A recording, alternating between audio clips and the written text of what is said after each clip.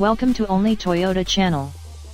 The Toyota RAV4 doesn't have the showroom appeal or good looks as newer models such as the Ateca and Renault Kadjar, but it does have space and practicality on its side.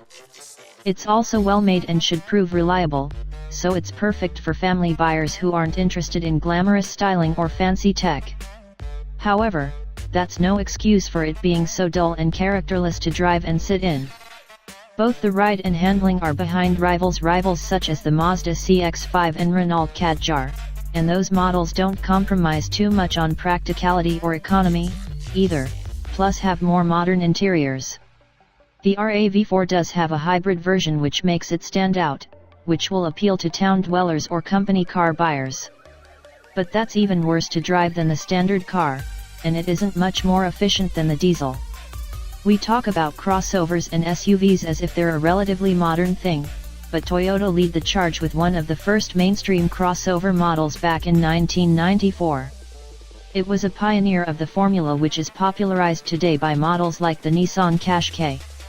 Available with a choice of 3 or 5 doors and 2 or 4-wheel drive, the RAV4 offered buyers the space and style of a 4x4, with the maneuverability and fuel economy of a small hatchback. Today, the RAV4 has bloated somewhat, and instead of rivaling cars like the Ford Fiesta, or even the Volkswagen Golf, direct competitors now come in the shape of Honda CR-V, the Renault Kadjar and the Mazda CX-5. The range starts off with the active model with a 2.0-liter diesel engine, moving up to the business edition with the same engine but adding Toyota's Go Sat NAV, air conditioning and auto lights and wipers. Business Edition Plus is the cheapest hybrid model available, featuring LED lights, keyless go and a powered tailgate. Icon trim is available with the diesel, 2.5-liter hybrid and 2.0-liter petrol engines, and equipment includes 18-inch alloy wheels, part leather upholstery, an electric driver's seat and heated seats, but Sat NAV is an optional extra. Top-spec XL models can also be bought with any of the 3 engines, and get roof rails, parking sensors and full leather upholstery. Engines include a 2.0-liter diesel, a 2.0-liter petrol and a 2.5-liter petrol-electric hybrid. 4-wheel drive is available, but only on hybrid and 2.0-liter petrol variants. Rivals include the VW Tiguan, Ford Kuga, and Honda CR-V among many others. The crossover segment that the RAV4 competes in is very competitive, so make sure you know your options before you buy as the Toyota isn't particularly stand out in the segment. The original Toyota RAV4 was quirky and fun to drive, but you don't sense much of the spirit of the first generation car in this 4th generation model.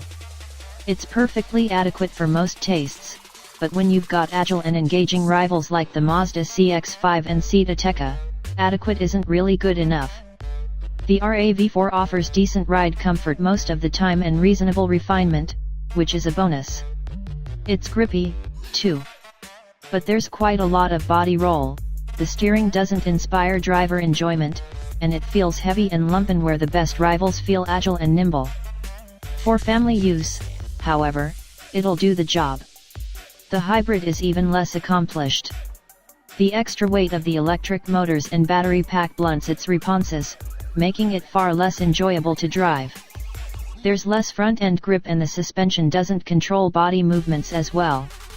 On top of that, the hybrid doesn't ride that well and it thuds into potholes while sharp ridges send a shudder through the cabin. The RAV4 is composed on the motorway, and thanks to the large cabin passengers will stay happy for the whole journey, too. Although it's been set up for comfort, bumps in the road are still rather noticeable, and over potholes the ride starts to feel stiff. The brakes are strong and on hybrid models are used to partially recharge the batteries. You can even hear the generator when you stop from high speed. Yet Toyota still hasn't managed to engineer a seamless transition between regenerative braking and the traditional discs and pads, plus the pedal has a sharp action. There are 2 gearboxes, each paired with a different engine, a manual and a CVT automatic. The manual in the diesel model has a fairly long throw and feels notchy, and the CVT is noisy while accelerating, but on the motorway and in town it's pleasant and smooth. Sport mode features on 4-wheel drive models and adds weight to the steering and automatically sends 10% of the to the rear axle in an effort to combat understeer. However, even in this setup the RAV4 lacks the grip, composure, and precision of rivals such as the Mazda CX-5 and Ford Kuga. The hybrid's 4-wheel drive system uses electric motors at the back, rather than a drive shaft.